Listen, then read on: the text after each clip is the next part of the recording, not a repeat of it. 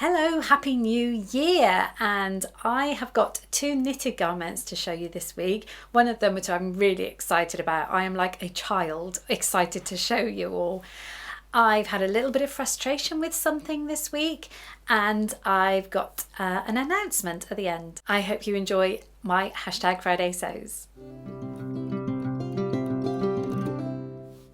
Hello, my name's Carole. This is my channel Sew Carole and welcome to #Friday Sews. This was of course started by the lovely Jen from Today and Jen's Sewing Room. Just a way of getting us all our sewing YouTubers together on a Friday. We talk about what we've been making, what we want to make, and then a tiny bit of life thrown in. And with mine, you always get a tiny bit of footage of photos put at the end as well, just for a bit of fun. Anyway, I've had a good week. I've made a couple of knitted garments, which I'm quite excited about. I managed to use up some fabric that I'd had sort of lingering in the cupboard. I will start off with the first one, which is a simplicity pattern, and I kind of did it as it was, but you wouldn't recognise it from the pattern. It was Simplicity 8988. Now I've had this in my cupboard for a long time. I wanted to make it up, but the thing with this one is the fact that you're kind of meant to make it so you've got almost inside out. A certain fabric would be inside out because you have these exposed seams down the front and the back and on the shoulder. With the right fabric that would be great. That's too out of my comfort zone for me, I have to say, but I did like the shape of it. I like the fact it was quite slouchy and it had the ruched tie on the side. Now this fabric was this one, and it was in a My Sewing Box subscription. It was the knit subscription I do. It's this buttery soft knit fabric. It's very drapey, it is very soft, and it grows. That was the only thing I would say with it, but it has made the most comfortable jumper ever. I did the version, I kind of switched the versions. I did that version, but I put this roll neck on the top because it was so soft, and because it's a nice fabric, it just drapes and it's just really pretty. It's got drop shoulders. The sleeves were just meant to be straight. I put a wristband on the end. I don't like when you've certainly got a knit like this doing a normal hem. I don't like that very much. I don't think it looks very professional, although having said that, it's got it on the bottom of there. But yeah, I put a knitted band. It just makes it a bit cozier. It's so soft. And then of course we got the ruching side details here, which I'll show you a bit more in the picture. But yeah, it's just a lovely slouchy cozy cardigan. The only trouble now, last week I made a beautifully bright orange top. This week looks really dull on me, and I wear jeans a lot, so it really doesn't go with jeans either. So I'm going to be hard pushed to match something with that, but maybe in springtime you could wear it with a nice light pair of chinos or crop trousers or something. But yeah, I am very pleased with that. So that was Simplicity 8988, done the very boring way. No seams down the front, cut on the fold, changed the neckband and added the cowl neck. So yeah, that was make number one. Now I'm going to move my ladies around for you because make number two. Okay, so I have this beautifully drapey cardigan here. It's store-bought.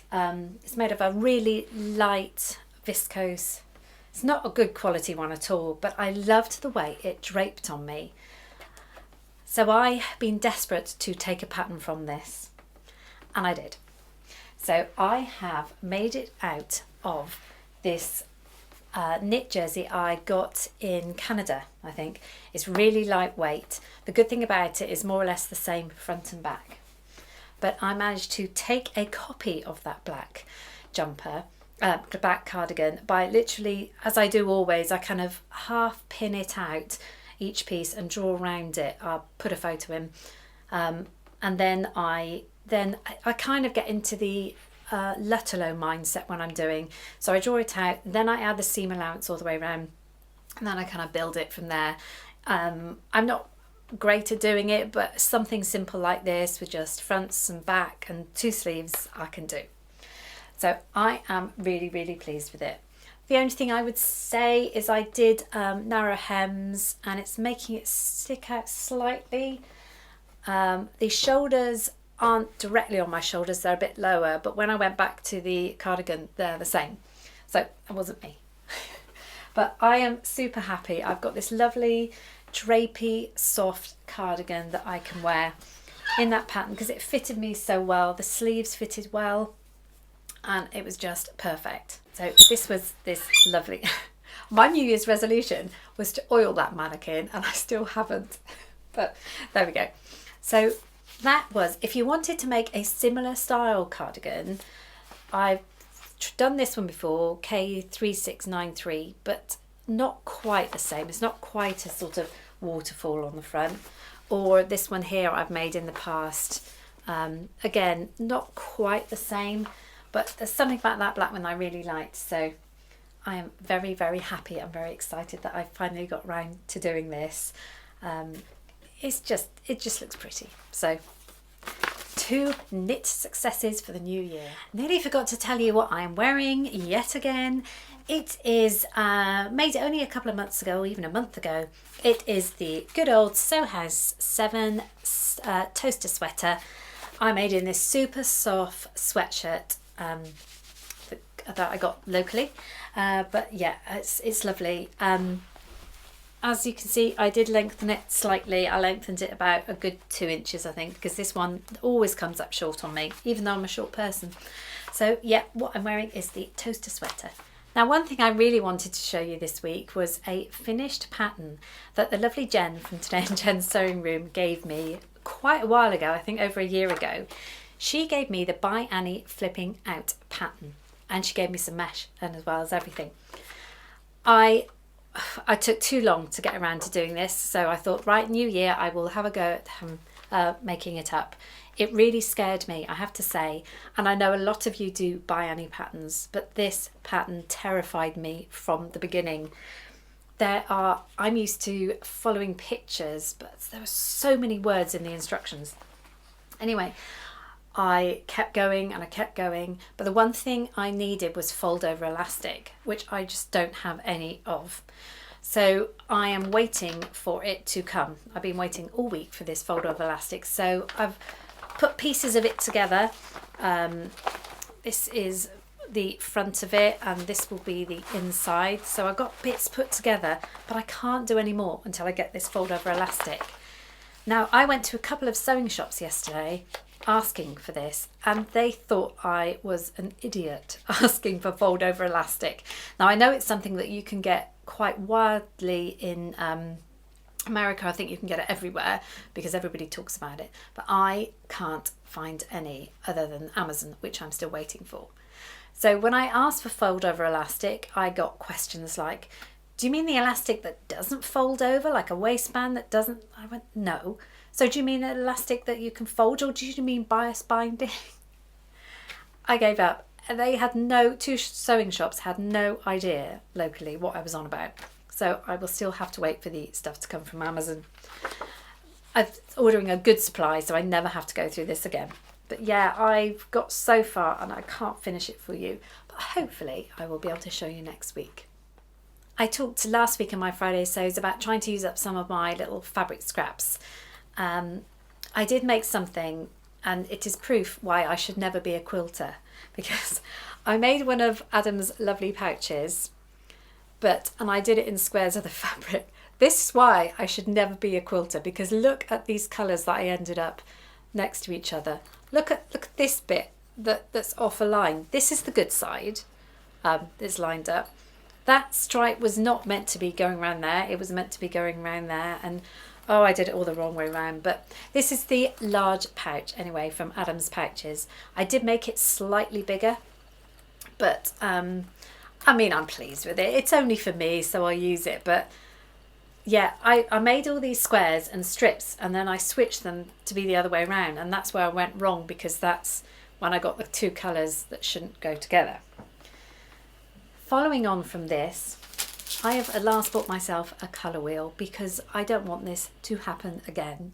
So I know a few of you suggested me getting this one because I made a t-shirt back last summer, which I put some colours together and a lot of people didn't like it. Oh, that's that falling out the bottom. So yeah, I now have a colour wheel, so it should help me in the future.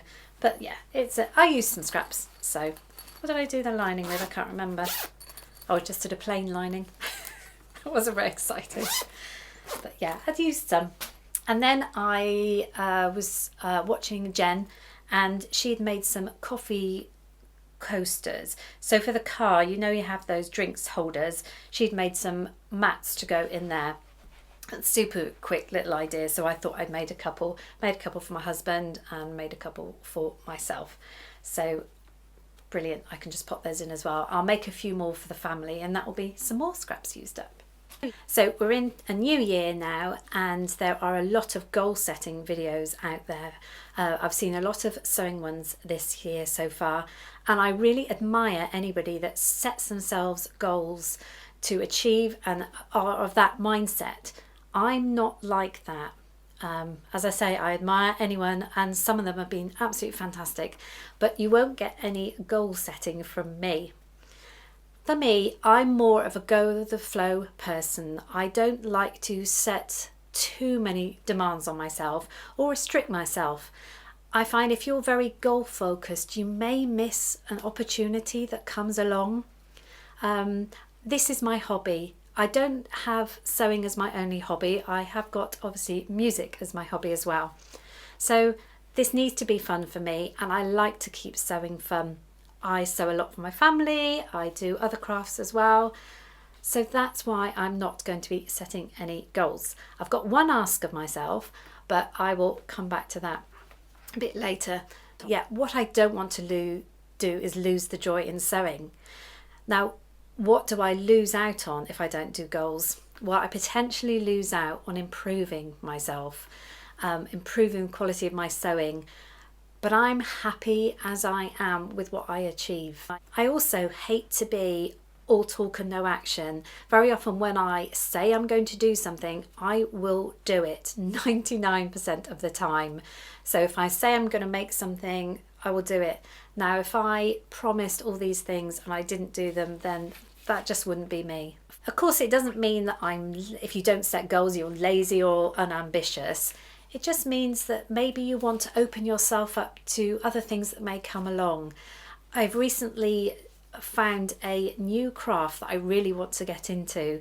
So if I was to goal set on certain things I wanted to achieve with sewing, I wouldn't have the time to potentially explore a new thing that I want to start doing. So yeah, maybe I'm missing out, but I'm kind of happy as I am. Having said all that, the one thing I ask of myself in regards to sewing for the new year, because I believe in New Year's resolutions, I normally set myself just one or two small things. One of them is I have to keep a note of where I buy my fabric. I buy lots of my fabric online, and a couple of weeks later it comes, I open it, I wash it, I put it away, and then a week or two goes by and I make something with it and I can't remember where I got it. A couple of years ago I started this box, and this was for file cards, and I did really well, and I had all these pieces of fabric, and all I did is I just wrote down where I bought it from and what I made from it, and I did a pretty good job of keeping that up, but I haven't for the last few years. So I really must document my fabric, where it comes from, because what happens is sometimes if I haven't got enough, or somebody asks me where did you get that fabric, I have no idea, and I can't go back and check. So that is all I ask of myself. In regards to the other thing I ask, I need to practice my oboe more. I cannot go from week to week going to my orchestra where I haven't picked up my instrument from one week to the next. So even if I get one practice session in, I would like to do it, even if it's half an hour less in my time in my sewing room and downstairs playing my oboe. I really need to do that. One momentous thing that happened for me this week, And it isn't all about numbers. I know it's not all about numbers, but I reached the magic 4,000 subscribers, which I was thrilled at. It was the weekend, so it was just before New Year. So I started the new year with 4,000. Thank you so much for any new subscribers. You are so welcome here. And also, I've got so many people that have been with me since the beginning. Thank you very much. To show my appreciation, I would like to send a £20 Minerva voucher out to anyone. All you need to do is I'll put you in a prize draw. If you comment down below, as you very often do anyway, I will enter you in the draw, and hopefully I will pull out one next week, a name out next week. I'll do it old school because I'll just put names in a hat, and I will send you a £20 Minerva voucher. That's minerva.com, so they can ship anywhere, just as a thank you to someone just for watching. For myself, I ordered the 4,000 pattern.